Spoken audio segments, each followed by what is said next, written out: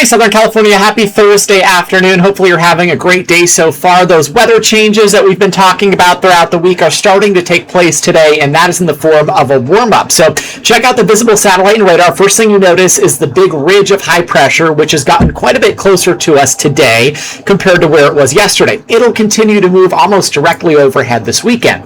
Meantime, in a response to that, the marine layer has pretty much rolled completely offshore and burned off along our coastline. So mostly sunny this afternoon. We will see the return of the marine layer likely a little bit later this evening, but it will be more shallow than we have seen the past couple of days.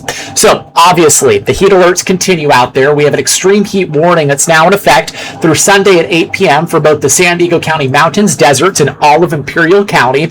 Our valleys are set to see the heat alert start tomorrow at about 10 a.m. and go until 8 p.m. on Sunday. So that extreme heat warning will take effect tomorrow morning for spots like Escondido, Poway, and down through El Cajon. Further west along the coastline, we don't expect it to be quite as hot there this weekend, but regardless, a heat advisory begins Friday morning at 10 a.m., so tomorrow, and then also goes until 8 p.m. on Sunday. So the heat has started. The warm-up is definitely well underway. Here's a look at our 24-hour temperature change, and it's not a huge change so far. It'll be more substantial tomorrow and then definitely Saturday, but on average, most spots here are running about 3 to 5 degrees warmer compared to this time yesterday, which puts most of us in Imperial County around that 110 range. So here's a look at our current temperatures. Right now, 110 in Brawley, 109 in El Centro, 108 in Ocotillo. Yes, we're into the 90s in the mountains, 91 in Julian, and 92 in Pine Valley. Mid-70s along the coastline, downtown San Diego is at 77 degrees. So your Thursday night plans look like this as we break down the forecast for you.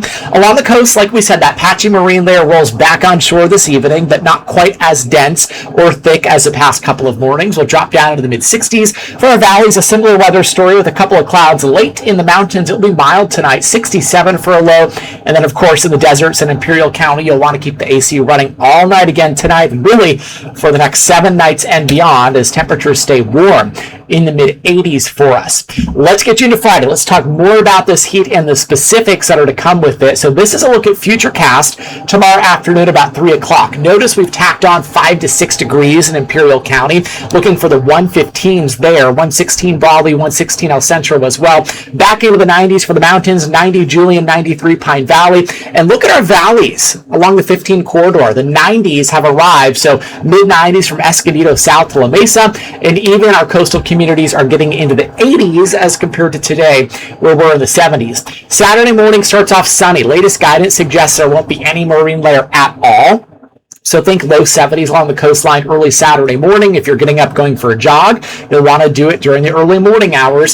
77 already in Escondido Saturday morning, and into the triple digits to start the day in Imperial County. Now, it is just going to be brutal like we've been talking about into Saturday afternoon. So this is a look about 4 o'clock or so. 120s for Imperial County.